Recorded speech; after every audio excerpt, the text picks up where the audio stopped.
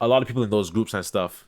These groups online, a lot of them, I won't say every single one, because I don't know every single person or I don't know everyone in every single group.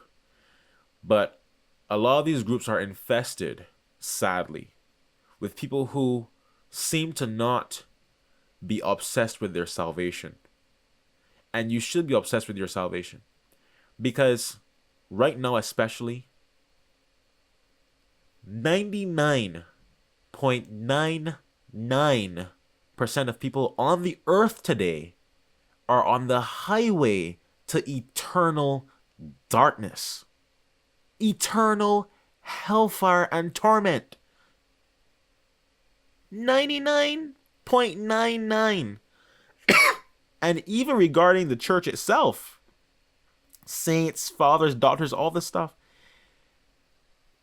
I mean, I think they almost unanimously, if not unanimously, the vast majority that I've seen, if not all that I've seen regarding this certain subject, have taught that even most Catholics go to hell. So, we all know, if you believe the truth, everyone who does will say the church goes to hell. But even most Catholics who are in the church go to hell too. So who is saved then? Right? It's like, hold on. People say the church is going to hell. 99%, well, all of them who don't say the church is going to hell. Most Catholics going to hell too. Right? According to these saints, fathers, daughters, all this stuff. So who's going to heaven? Who is saved? And this is a question that I personally have, meditated upon for maybe going on like a year now, I think, is when I first really started thinking about that fact more in depth. And I'm starting to think like those who are saved, the vast majority of this small number of people who are saved, they're the saints, okay? The saints are the ones who are saved. The saints are the ones who are going to heaven. You understand? And obviously, most Catholics are not saints. Otherwise, we wouldn't have to even call them saints. If every Catholic was a saint, you wouldn't have to have a certain category of person that you call a saint, right? If everybody's a saint, then nobody has to be called a saint because they're all just Catholics. The saints are the ones who are saved. So what do you have to do? What do you have to do to be saved? You have to become a saint too. That's how you get to heaven. Because it's very rare that God will give someone a deathbed conversion. Very rare. I think, was it St. Augustine? It may have been St. Augustine. I heard it in some sermon, I believe. One of the sermons I listened to. I think St. Augustine said, it will be a greater miracle for God to convert a godless person at death than to raise someone from the dead.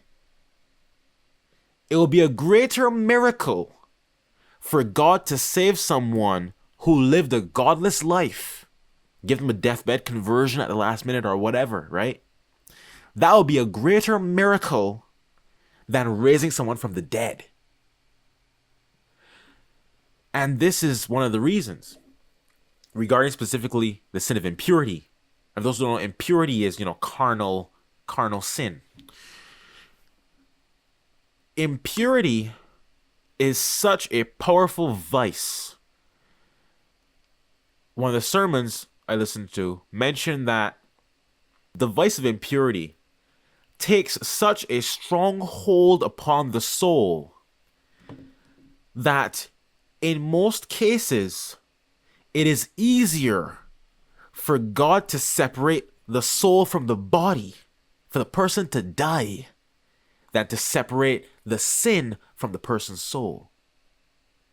Because with that vice, it's almost like the sin fuses with the person's soul so intimately that it is a tremendous miracle for God to liberate the person from that vice.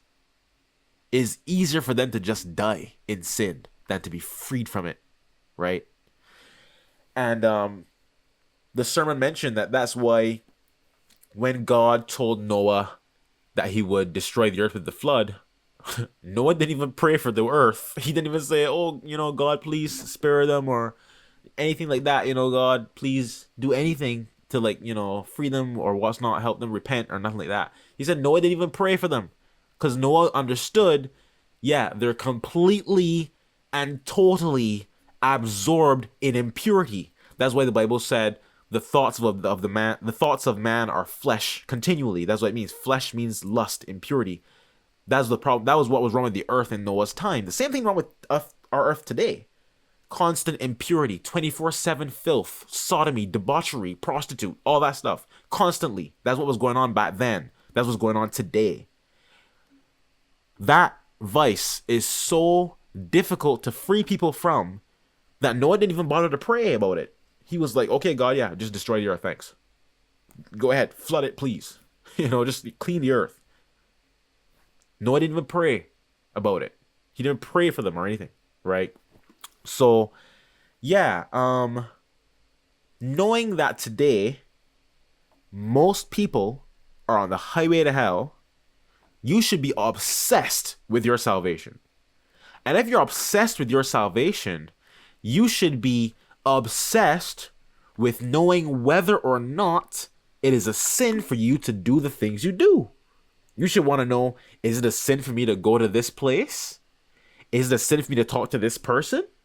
Is it a sin for me to listen to this music? Is it a sin for me to watch this movie? Is it a sin for me to play this video game? Is it a sin for me to watch this TV show? All these questions you must ask yourself. Everything you do, at least when it's something that, is related to morality. Of course, it's not sin to take a shower, okay? But things that have any moral implication to them or can have a moral implication, you should ask yourself, is this a sin? You should want to know. And I think, personally, if you ask yourself that question, most people today on the earth watch movies, watch TV shows.